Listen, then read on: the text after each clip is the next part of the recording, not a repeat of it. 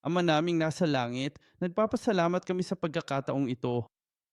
Isang malaking biyaya ang makapagkita-kita at makapagbahagi na ng salita ng Diyos. Kay ganda nito, lalo na sa gitna ng ganitong kalungkutan. Sa buong mundo, gaya nito, tinatakot ng COVID-19 ang maraming bansa at maraming tao. Ama, dalangin namin na ang salitang ito ay magtagumpay, ang salitang ito ay manaig, at ang iyong proteksyon ay mapasailalim sa iyong bayan. Ama, lalo na po naming idinadalangin ng mga bansa at ang mga tao, lalo na mga simbahang apektado. Dalangin namin ang iyong kaligtasan para sa kanila. Dalangin namin ang iyong paglaya at kalayaan mula sa COVID-19 at mula sa kadiliman. At idinadalangin namin na ang mga simbahan at bayan ng Diyos ay maging mapaglago. Hindi panghihinaan ang loob sa espiritual dahil dito. Ama, naniniwala kaming panahon ito ng pagsubok. Tulungan kaming malampasan ito na parang gintong dinalasay sa apoy. Kaya naniniwala kami, Ama, pagkatapos nito, magniningning ang iyong mga simbahan. Ang iyong salita ay magbibigay liwanag sa buong mundo, mas maliwanag at mas makapangyarihan kaysa dati. Dalangin namin na ang iyong kaluwalhatian ay hindi maglaho, kundi mas lalo pang sisigap. Maraming salamat po sa iyong biyaya at kaluwalhatian. Ama, turuan kami ng iyong espiritu ngayong 2 araw. Sa pangalan ni Jesus, dalangin namin. Amen. Ang templo ni Ezekiel o ang aklat ni Ezekiel ay isa sa mga aklat na kahit ang mga scholar at pastor ay sinusubukang iwasan hanggat maaari. Malamang ay hindi mo pag-aanong naririnig ang tungkol sa mga pag-aaral tungkol sa Ezekiel. Malamang na mas marami pang pag-aaral tungkol sa mga pahayag kaysa kay Ezekiel. Bakit? Dahil napaka-komplikado nito. Masyadong maraming materyal, masyadong maraming detalye. Pinag-usapan natin ang mga taon at henerasyon, di ba? Isang pampadyan na lang iyon kumpara rito. Ito ay mga sukat, sentimetro at metro at kilometro, kubit at iba't ibang estruktura. Sino man sa arkitektura, maaaring mas naiintindihan ninyo ito kaysa sa iba dahil ito ay tungkol sa arkitektura at simbolismo, puno ng mga simbolo at kahalagahan. Kaya ang kombinasyon ng mga numerong ito, ng mga anyo, estruktura at simbolo, mawawalan ka ng gana dahil dito. Kaya mas mabuting laktawan na lang. Kaya hindi ko maipapangako sa iyo na ang 2 araw na ito ay magiging kapanapanabik. Alaga. Pero isipin natin ito sa ganitong paraan.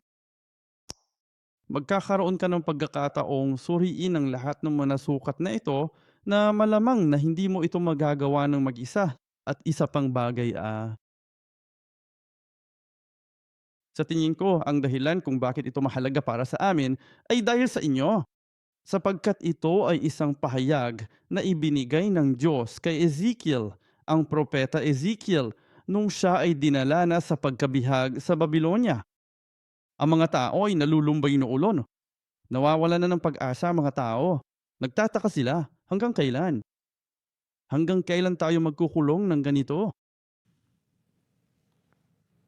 Hindi ba't halos kapareho iyan ang mga sinasabi natin itong mga nakaraang araw? Gaano katagal? Makukulong ba tayo ng ganito, di ba? Bagamat hindi pisikal na pagkabihag dahil sa virus na ito, limitado tayo sa maraming bagay. Kahit ang mga simbahan ay hindi maaaring magpulong ng offline. Kaya naman, habang nananalangin tayo na matapos na ang pagdurusang ito, naniniwala ako na may ihahayag ang Diyos sa atin. Umaasa at nananalangin ako na may ipapakita sa atin ng Diyos. At ang isang bagay na yun ay walang iba kundi ang pag-asa. Ihahayag ng Diyos ang pag-asa para sa atin at ipinapangako ng Diyos sa mga Israelita, may inihanda akong mas dakila pa pagkatapos ng pagkabihag na ito, basta't magsisisi ka, basta't lalapit ka sa akin. Kaya't bukod sa lahat ng mga sukat at lahat ng ating pag-aaralan at mula sa mga sukat na iyon at mula sa lahat ng mga detalye, dapat tayong makatanggap ng isang bagay, dapat tayong makaunawa ng isang bagay, ngunit kahit na bukod doon, ang pangunahing punto para kay Ezekiel, ang buong aklat ni Ezekiel, ay ang bigyan tayo ng pag-asa. Para sa darating na Panginoon, bigyan mo kami ng pag-asa para sa araw na matatapos ang hirap na ito.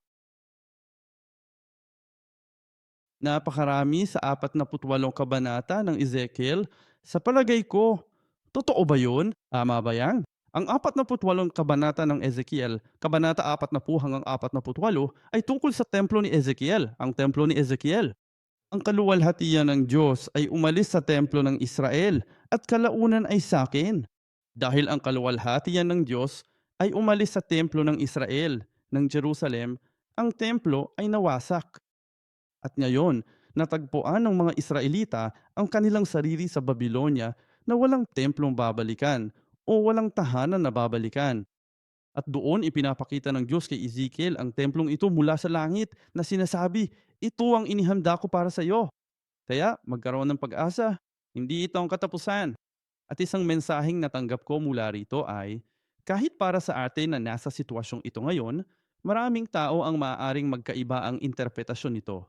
Ngunit naniniwala ako, tunay na naniniwala, na ang pinakamahusay na paraan para sa paggaling at pagpapanambalik ay para sa ating mga mananampalataya, mga Kristiyano, na magsisi.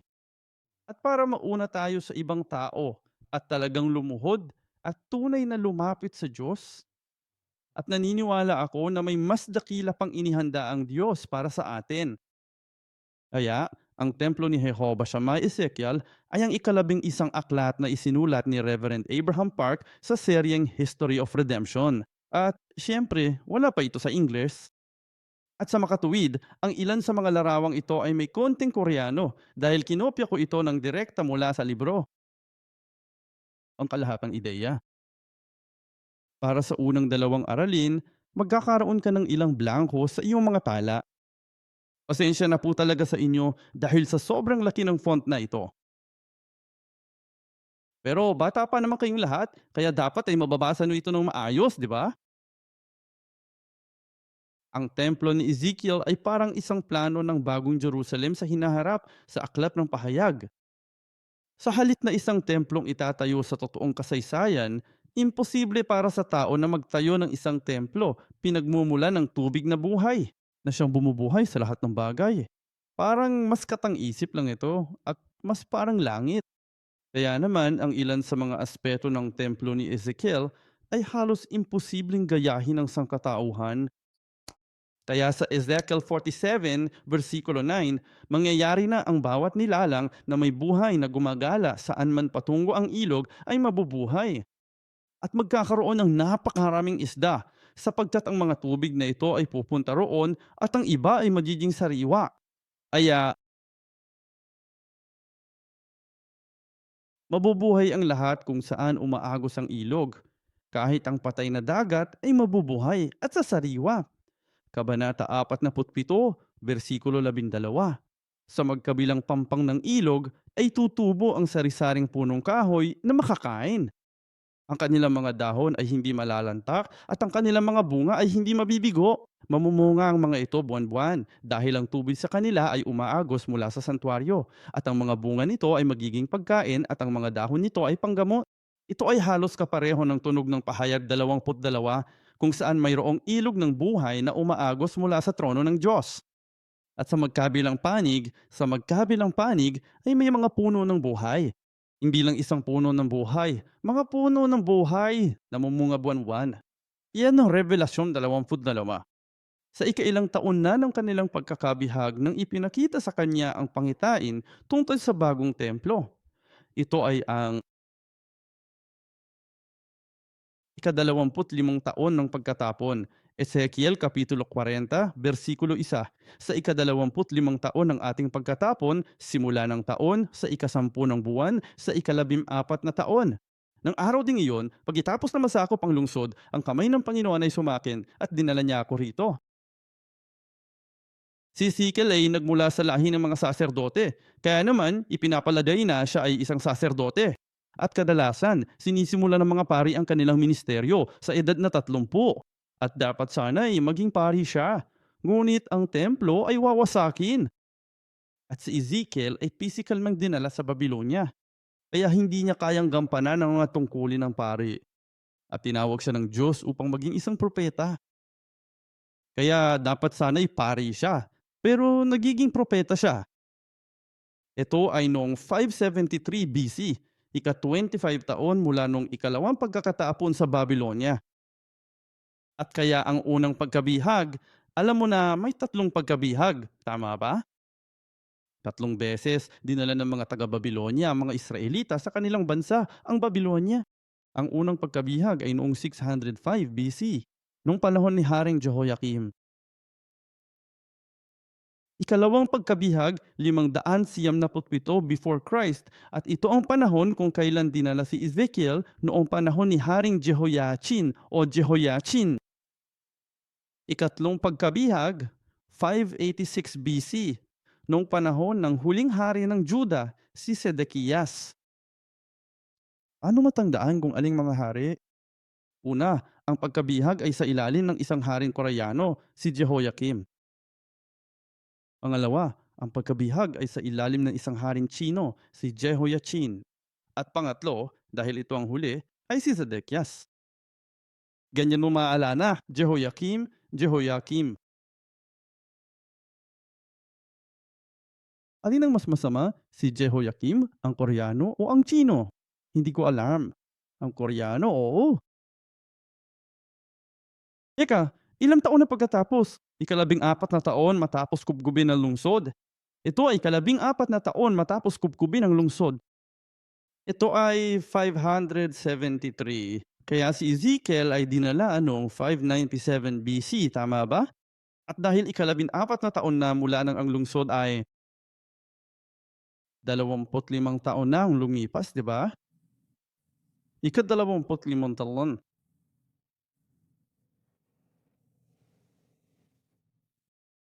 Sa kalkulasyon ng mga Hudyo, binibilang mo, isinasama mo ang taong iyon. Tinatawag mo itong inklusibong pamamaraan o inklusibong pagtutuos ng kalkulasyon.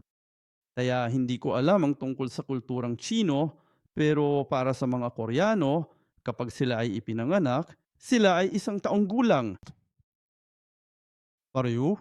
Oo. Pero para sa mga Amerikano, kapag sila ay ipinanganak, sila ay 0 taong gulang, di ba? Kaya ganun sila nagkalkula.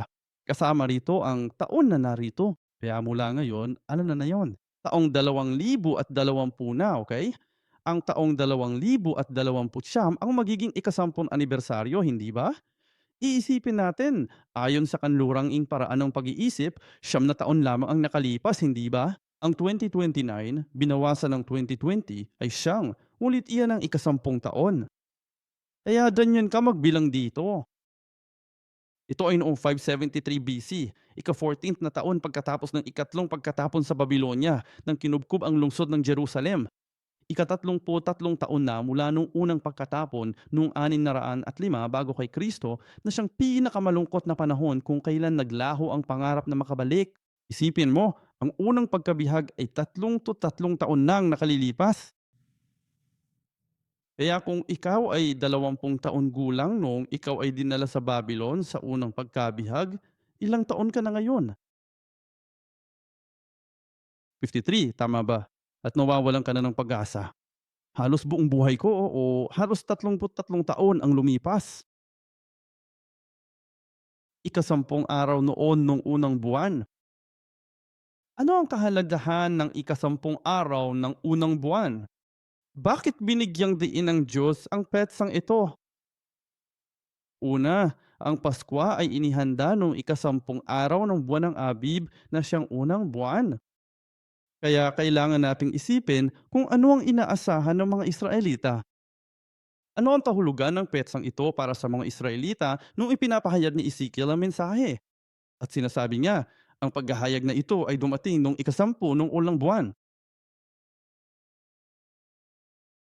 Ika-10 ng unang buwan, iniisip nila, teka, bawat taon sa ika-10 ng unang buwan, kumukuha kami ng kordero at nagbabantay kami sa loob ng 4 na araw. Hinahanap natin ng sisi para makapaghanda para sa Paskwa. Exodo Kabanata 12, talata 2 hanggang 3. Ang buwang ito ang magiging simula ng mga buwan para sa inyo. Kaya ito ang magiging unang buwan ng taon para sa iyo. Magsalita ka sa buong kapisanan ng Israel. Sa ika-10 ng buwang ito, Kukuha sila ng isang kordero para sa kanilang sarili ayon sa sambahayan ng kanilang ama, isang kordero bawat pamilya. Nagbigay ito ng pag-asa sa mga Israelita. Ang ikasampu ng unang buwan ay ang simula ng Eksodo. Kaya ipinapaalala nito sa kanila na sila ay pinalaya mula sa Ehipto. Ang araw na ito ay paalala. Nagbigay ito ng pag-asa sa mga Israelita na ang mga bihag sa Babylonia ay palalayain, tulad ng pagpapalaya sa kanila mula sa Ehipto noon. At ito ang araw kung kailan pumasok din si Josue sa Kainaan. Ibig sabihin ay pumasok ang mga Israelita sa Kainaan noong ikasampu ng unang buwan, ayon sa Josue 4, talata 11. Kaya ang ikasampu ng unang buwan ay isang araw ng malaking pag-asa. Ngayon, umaon ang bayan mula sa Jordan noong ikasampu ng unang buwan at nagkampo sa Gilgal, sa silangang gilid ng Jericho. Anong ibig sabihin ng Gilgal? Ang ibig sabihin ng Gilgal ay naalis na ang iyong kadustaan. Ibig sabihin ay nabayaran na ang iyong mga kasalanan, sa madaling salita. At ang Gilgal ang ika-42 kampo ng paglalakbay sa ilang. Hanggang sa ika-41 na kampo, sila ay nasa ilang sa labas ng kanan. Ang Gilgal ay nasa loob ng Canaan, kaya naroon sila. Kaya ito ay isang araw ng pagdiriwang. Ito ay isang araw upang gunitain na ang mga Israelita, ang kanilang mga ninuno, ay sa wakas ay nakapasok na sa lupang pangako. Kaya't mayroon itong kahulugan ng pagpapalaya mula sa Ehipto sa darating na araw. Kung kailan sila babalik sa Kanaan, bagamat sila ay mga bihag sa Babylonia noong kasalukuyang panahon. Si Propeta Ezekiel ay ipinatapon sa Babylonia no ikalawang pagkakatapon. Sa ikasampung araw ng unang buwan din. At ang CF ay naghahambing o sumangguni sa History of Redemption series, aklat bilang 5, ang ikalimang aklat. Tinatalakay ito ng author at sinipin niya ang mga salita ni Edward Thiel. Siya ay isang kilalang iskolar, marahil ang tanging iba maliban kay Reverend Abraham Park. Talagang isinamay yon sa detalyadong kalkulasyon ng lahat ng mga taong ito. At meron ding ilang magkakaibang pananaw, ngunit ipinaliwanag din niya ng sabihin sa 2 Kronika 36, versikulo 10, sa pagpasok ng taon, si Haring Nebukadnezar ay nagsugo at dinala siya sa Babylonia kasama ang mga mahahalagang kagamitan ng bahay ng Panginoon at ginawa niyang hari sa Juda at Jerusalem ang kanyang mga kamag-anak na si Zedekias. Ang interpretasyon niya ay ang pagpasok ng taon na ito ay ang ikasampung araw ng Nisan o Abib. Nisan o Abib ang parehong buwan na siyang unang buwan. Noong araw na si Propeta Ezekiel ay dinalang bihag sa Babylonia, ibinigay ng Diyos ang pangitain ng templo ni Ezekiel bilang pag-asa sa araw na sila ay babalik. Ganito ang sabi, ng araw ding iyon nang ang propeta ay dinalang bihag. Kaya pareho lang ang araw pero magkaibang taon, di ba? Sa araw ding iyon ay Hayom Haze sa Ebreyo, na tumutukoy sa di malilimutang araw nang si Propeta Ezekiel ay dinalang bihag sa Babylonia. Nang araw ding iyon, kamanga-mangha, sa araw ding iyon, sa ika-25 taon, sa araw ding iyon. Kaya sa araw ding iyon, ang tinutukoy niya ay ang araw nang lumabas ako o nang dalhin ako rito makalipas ang 25 taon. Sa araw ding iyon, ipinakita sa akin ng Diyos ang templong ito ni Ezekiel. Alin ang ikasampu ng unang buwan? Noong ika-25 taon ng aming pagkatapon, sa simula ng taon, noong ikasampu ng buwan. Kaya sa simula ng taon na siyang unang buwan, noong ikasampu ng buwan, noong ika-14 na taon. Pagkatapos masakop ang lungsod, sa araw ding iyon. Pagkatapos masakop ang lungsod, tama ba? Ng araw ding iyon, ng araw ding iyon ang masakop ang lungsod, ang kamay ng Panginoon ay sumaakin at dinala niya ako roon. Saan ba naroon? Dinala niya siya sa templo ni Ezekiel at ipinakita sa kanya ang pangitain. Saan natanggap ang pangitain ng bagong templo? Saan niyon? Ezekiel Kabanata 4 versikulo 2. Masyado ba ako mabilis? Dahil maraming material na dapat halakayin. Pero medyo dahan-dahanan ko ang takbo. Siguro kailangan nating isakripisyo ang isang lektura bukas. Abangan lang natin kung paano ito magaganap sa hinaharap. Oo,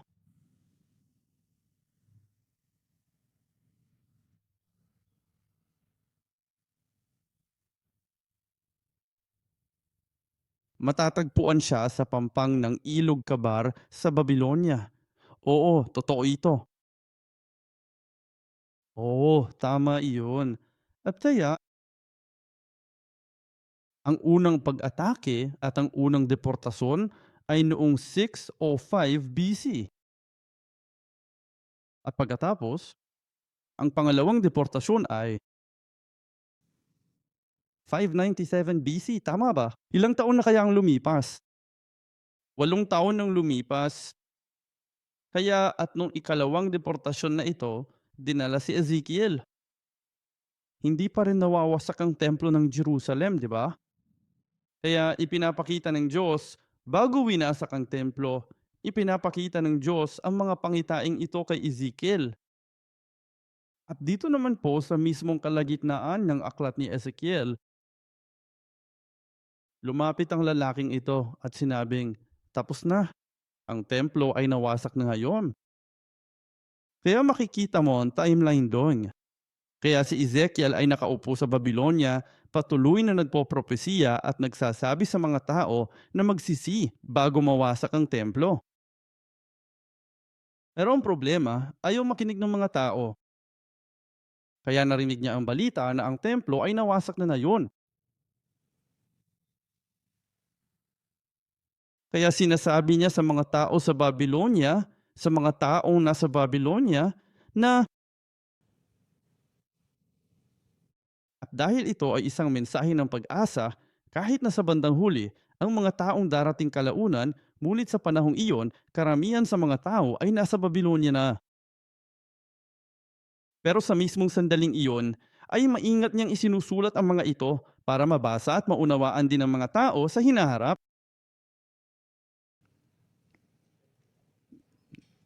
Walang problema. Kaya muli,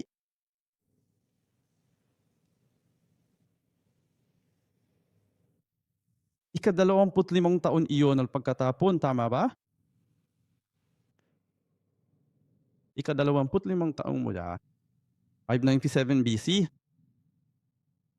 597 bawas 573 ay 24. Natatandaan mo ba ang inklusibong pagbibilal? Kaya ika-25 taon na, ika-14 na taon matapos kupkubin ang lungsod. Kaya kinuha si Ezekiel, 25 taon na ang nakaraan mula ngayon.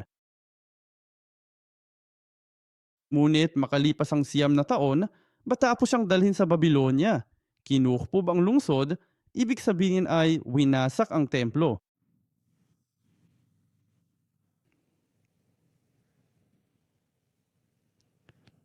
At kaya sa araw na ito, na taong 573 bago ang panahon ni Kristo, sa ika-10 araw ng unang buwan, ay kanyang natanggap ang paghahayag na ito. Nasaan ang pangitain ng bagong templo? Kabanata 4 po, talata 2. Sa mga pangitain ng Diyos, dinala niya ako sa lupain ng Israel at inilagay ako sa isang napakataas na bundok at di po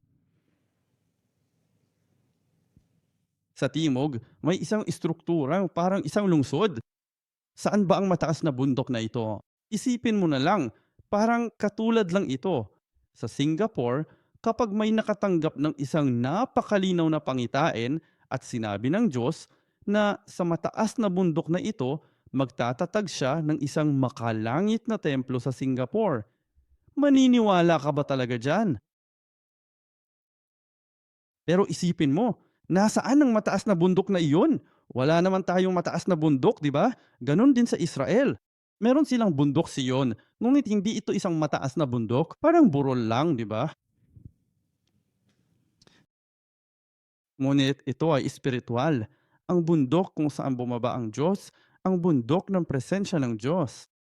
Tinutukoy ng Biblia ang bundok Siyon bilang ang pinakamataas na bundok. Bagamat hindi pisikal na pinakamataas na bundok ang Sion, ito ang pinakamataas dahil bumaba ang Diyos sa bundok na ito.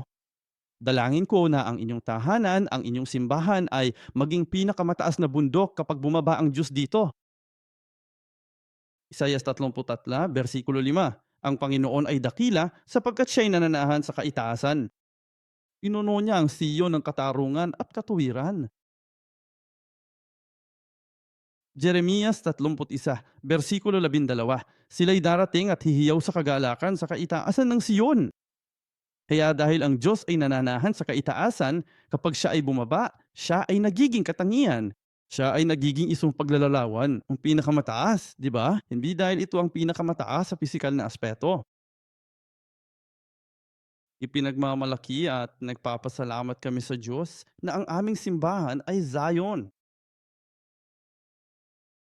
Ito rin ang pinakabanal na lugar. Ezekiel 43, versikulo 12. Ito ang batas ng bahay.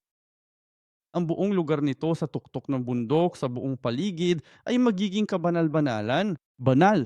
Narito, ito ang kautusan ng bahay. Kaya Diyos, ang dahilan kung bakit namin ito pinag-aaralan ay dahil nais din naming bumagsak sa amin ang banal na lungsod na ito.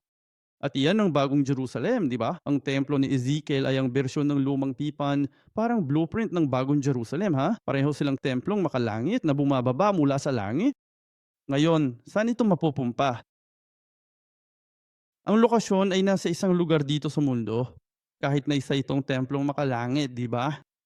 At gusto naming pumunta sa templong iyon. Saan mo naman hahanapin yan? Saan mo naman hahanapin yan? Kapag sinabi ng Panginoon, darating na ako ngayon, bibili ba kayong lahat ng tiket papuntang Jerusalem at hihintayin siya roon? Ito, sa aking palagay, ay may espiritual na kahalagahan. At ang Panginoon, kailangan muna niya tayong ibigay sa espiritual na pagpapalangin iyon upang sa huli, kapag siya ay talagang bumaba, physical din, ay madala tayo sa templong iyon. Ngunit kailangan nating matanggap ang espiritual na pagpapalang iyon. At upang tayo ay maging banal na lupang iyon, kailangan mo maging ang bundok na iyon. Kailangan maging bundok na iyon ang simbahan mo. Naniniwala ako sa Tongning Bible School. Alam mo ba ang ibig sabihin ng Tongning? Ang mga hanay ng bulubundukin sa silangan. Hindi ba totoo? Mga bundok sa silangan. Hindi ba? Halos tinatawag itong Zion bilang palayaw. Hindi ba? Ang bundok sa silangan. Dalangin ko na sa espiritual na aspeto, tayo ang maging kabanal-banalang bundo kung saan nagpasya ang Diyos na bababaan. Ito ang kautusan ng bahay. Ang bundok Siyon ang pinakamataas at pinakabanal na bundok dahil ang Diyos ay kabanal-banalan. Ang bundok kung saan bumababa ang Diyos ay ang pinakabanal. Awit 2.6. Iniluklok ko ang aking hari sa Siyon, sa banal kong bundok. At sa Isayas, tinutukoy ng Diyos ang Siyon at Jerusalem. Bilang isang lalaking ikakasal, ang asawang lalaki ang nakikipag-usap sa babaeng ikakasal. Kaya tinutukoy nito ang simbahan.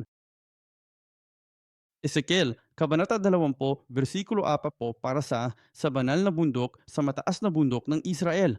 Tingnan mo, banal at mataas na bundok ng Israel, sabi ng Panginoong Diyos. Naroon ang buong sambahayan ni Israel. Lahat sila ay maglilingkod sa akin sa lupain. Kung saan tatanggapin ko ang mga ito, at doon ko hihingin ang inyong mga handog at ang pinakamabuti sa inyong mga kaloob kasama ng lahat ng inyong mga banal na bagay. Pahayag 21, versikulo 10. At dinala niya ako sa espiritu sa isang malaki at mataas na bundok at ipinakita sa akin ng banal na lungsod, ang Jerusalem, na nananaog mula sa langit mula sa Diyos. Kaya, muli, koneksyon sa pahayag. Dito rin naroon ang salita ng Diyos. Ipinahayag. Ang Siyon o ang bundok na ito ay kung saan ipinapahayag ang salita ng Diyos. Kaya upang matanggap natin ang banal na lungsod na iyon mula sa langit, kailangan nating dumating ang Diyos at pagpalain tayo. At maging ang banal na bundok at maging ang pinakamataas na bundok. At higit sa lahat, kailangan nating maging bundok kung saan ipinapahayag ang salita. Isayas, Kabanata 2, talata 2 hanggang 3. Mangyayari ito sa mga huling araw. Ang bundok ng Panginoon ay itatatag bilang pinulo ng mga bundok at itataas sa itaas ng mga burol at lahat ng mga bansa ay magsisidag sa roon. At maraming bayan ang darating at magsasabi, "Magsiparito kayo at tayong umahon sa bundok ng Panginoon, sa bahay ng Diyos ni Jacob, upang turuan niya tayo ng tungkol sa kanyang mga daan at upang tayo magsilakad sa kanyang mga landas. Sapagkat ang kautusan ay lalabas mula sa Sion at ang salita ng Panginoon ay mula sa Jerusalem. Kaya't sa Zion at Jerusalem manggagaling ang salita ng Panginoon." Nasaan yon? Naniniwala ako bilang mga lider o pastor o miyembro ng simbahan, isa sa mga pangunahing bagay na kailangan mong ipagdasal para sa iyong simbahan ay ang paglabas ng salita ng Diyos mula sa iyong simbahan. Ang salita ng Diyos, kung kayo ay mga ministro, ipanalangin ninyo na ang salita ng Diyos ay manggaling sa atin, upang tayo ay maging banal at espiritual na bundok kung saan naroon ang salita ng Diyos. Ipinapahayag at dalangin ko na ang paaralang ito ng Tuwang Bible at ang inyong mga simbahan ay maging bundok kung saan ipinapahayag ang salita ng Diyos sa huling panahon na ito. Kung babalikan natin ang sitwasyong ito na ating dinaranas, binanggit ito ni Jesus sa Lucas, Kabanata 17 o Mateo 24.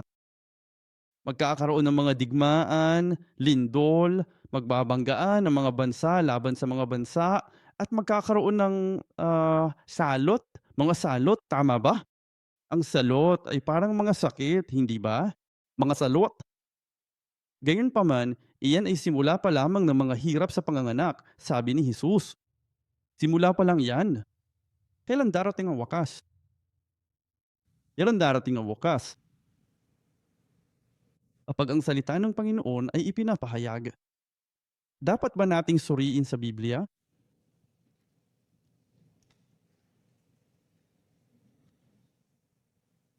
Mateo Kabanata 24.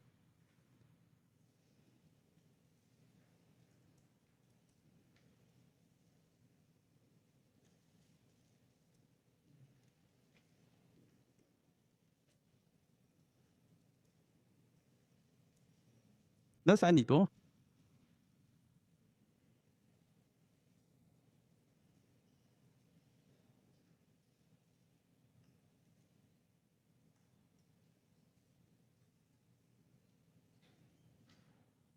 Ang mga bulaang propeta, versikulo 11. Maraming bulaang propeta ang lilitaw at ililigaw ang marami. Bago yon, versikulo 10. Sa panahong iyon, marami ang matitisod at magkakakanulo sa isa't isa at mapupuot sa isa't isa. Sabihin mo sa akin kung hindi ito isang bagay na hindi mo nakikita ngayon. Magsisibangon na maraming huwad na propeta at ililigaw ang marami.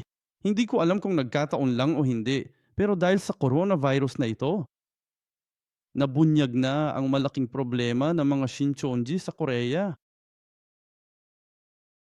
Maniwala ka, marami pang iba. Maraming iba't ibang uri ng kulto at ereheng simbahan sa buong mundo. Ngunit sa paano man ay marami sa Korea.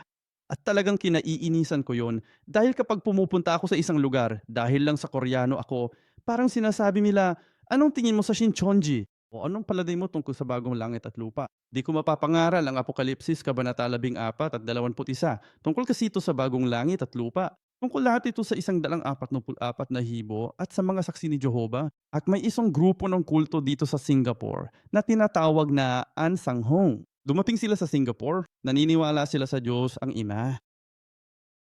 At maraming kabataan na nalilinlang ng mga ito. Gayunpaman, maraming huwad na propeta ang lilitaw at ililidaw ang marami. Dahil sa paglago ng kasamaan, ang pag-ibig ng karamihan ay lalamig, ngunit ang magtitiis hanggang sa wakas ay maliligtas. Ang ibanghelyong ito ng kaharian ay ipangangaral sa buong mundo bilang patotoo sa lahat ng iba pang mga bansa. At kung magkagayo, darating ang wakas, kailangan maganap ang pagpapahayag ng salita.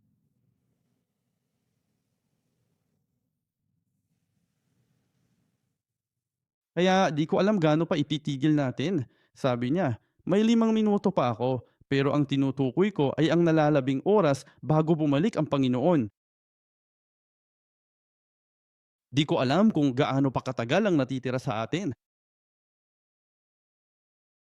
Bilang bayan ng Diyos, bilang mga ministro ng Diyos, bilang mga taong sinasanay upang maging mga lingkod ng Diyos, ano ang kailangan nating gawin? Paumanhin sa pagbanggit dito sa templo ni Ezekiel, ngunit sa palagay ko, ito ang sinasabi ng Diyos sa pamamagitan ni Ezekiel upang maging alerto tayo sa mga panahong ating ginagalawan at kung paano natin ihahanda ang ating mga sarili sa pagdaanan. Isipin mo kung ngayon, ilang porsyento ng buong populasyon ng mundo ang pinapatay ng virus na ito? Ilan? 1%? Mas mababa sa 1%. Wala pang 1%, di ba? Sinasabi ng Biblia sa pahayag, magkakaroon ng salot, salot, mga hayop at mga digmaan na papatay sa ikaapat na bahagi ng buong mundo. At pagkatapos ay isang katlo niyan at isang katlo niyan may matitira. Isipin mo, wala pang 1% ang namamatay. Ibig kong sabihin, nakakalungkot. Pero nagiging pandemya na ito ah. Ang buong mundo ay natatakot ngayon. Sa takot? Ano kung alam nyo ba na may mga virus na hindi lang isa, kundi marami pang iba na dihamak na mas malakas? At mayroon ding mga cyber, may virus ng computer na nangyayari ng sabay-sabay. Isipin mo, ngayon, makaasa tayo sa mga online services upang sambahin ang Diyos. Paano kung mayroong isang pag-atake sa cyber virus kasabay ng pag-atake sa virus ng tao? Anong gagawin natin? Kaya hindi ako nandito para takutin ka, pero kailangan talaga nating sa tingin ko, ito ay isang wake-up call mula sa Diyos.